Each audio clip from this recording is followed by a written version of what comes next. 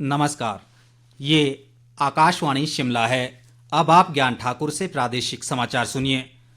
मुख्यमंत्री सुखविंदर सिंह सुक्खू ने आज अपने शिमला स्थित सरकारी आवास ओक ओवर से इनर व्हील क्लब की स्थापना के 100 वर्ष पूर्ण होने पर आयोजित कार रैली को झंडी दिखाकर रवाना किया।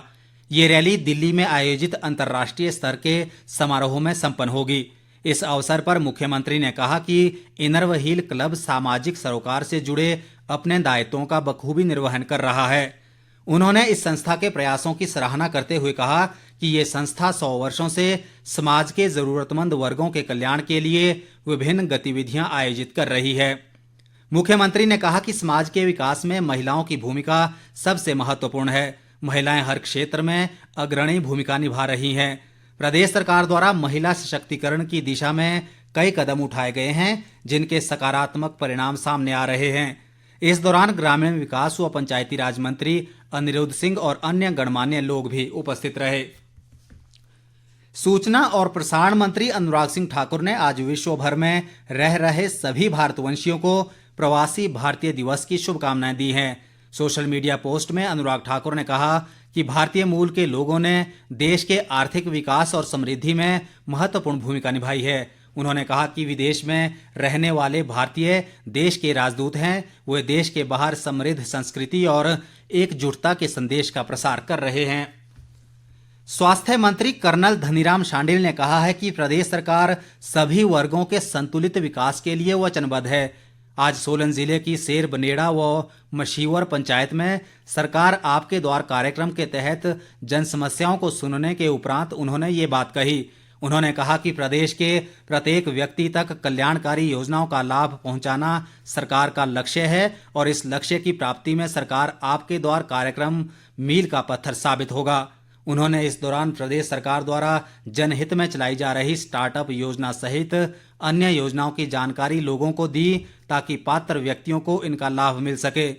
इस मौके पर उन्होंने लोगों की समस्याएं भी सुनी और संबंधित अधिकारियों को इनके शीघ्र निपटारे के निर्देश दिए।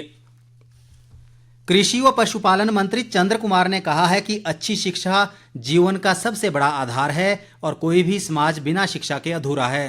कांगड़ा जिला के ज्वाली विधानसभा क्षेत्र की राजकीय वरिष्ठ माध्यमिक पाठशाला भरमाड़ के वार्षिक समारोह में बतौर मुख्य अतिथि शिरकत करते हुए उन्होंने कहा कि राज्य सरकार शिक्षण संस्थानों में बच्चों को गुणात्मक और संस्कारयुक्त शिक्षा प्रदान करने पर विशेष बल दे रही है। उन्होंने बच्चों से संघर्ष, परिश्रम और अनुशासन को अपना साथी बनाने का आह्वान किया।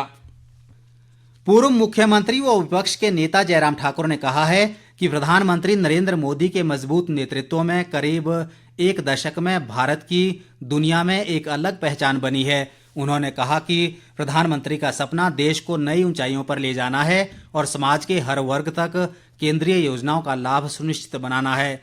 उन्होंने कहा कि केंद्र सरकार द्वारा चलाई जा रही विकसित भारत संकल्प यात्रा भी इसी उद्देश्य से शुरू की गई है ताकि कोई भी व्यक्ति कल्याणकारी योजनाओं के लाभ से वंचित न रहे।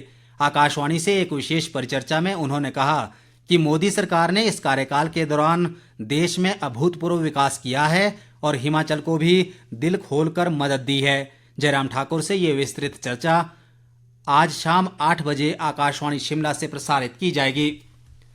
सिरमौर जिले के शिलाई उपमंडल के बशुआ गांव के समीप आज सुबह एक निजी वाहन के गहरी खाई में गिरने से 2 लोगों की मृत्यु हो गई, जबकि 17 अन्य घायल हुए हैं। इस वाहन में कुल 19 लोग सवार थे। मृतकों की पहचान करीना व मोहन सिंह के रूप में हुई है। डीएसपी मानवेंद्र ठाकुर ने बताया कि ये वाहन शिलाई से बशुआ की तरफ जा रहा था। उन्होंने कहा कि मृतकों के शवों का पोस्टमार्टम कर परिजनों को सौंप दिया जाएगा। असम सरकार के कृषि अधिकारियों के एक 7 सदस्यीय दल ने आज कृषि निदेशालय शिमला में प्राकृतिक खेती पर विस्तृत जानकारी ली। इस दौरान उन्होंने प्राकृतिक खेती खुशहाल किसान योजना के अधिकारियों ने विस्तार से प्रस्तुतिकरण कर जानकारी दी।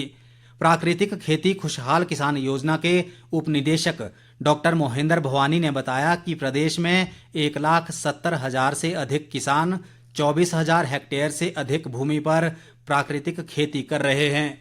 इसके साथ ही प्रादेशिक समाचार का ये बुलेटिन समाप्त हुआ। नमस्कार।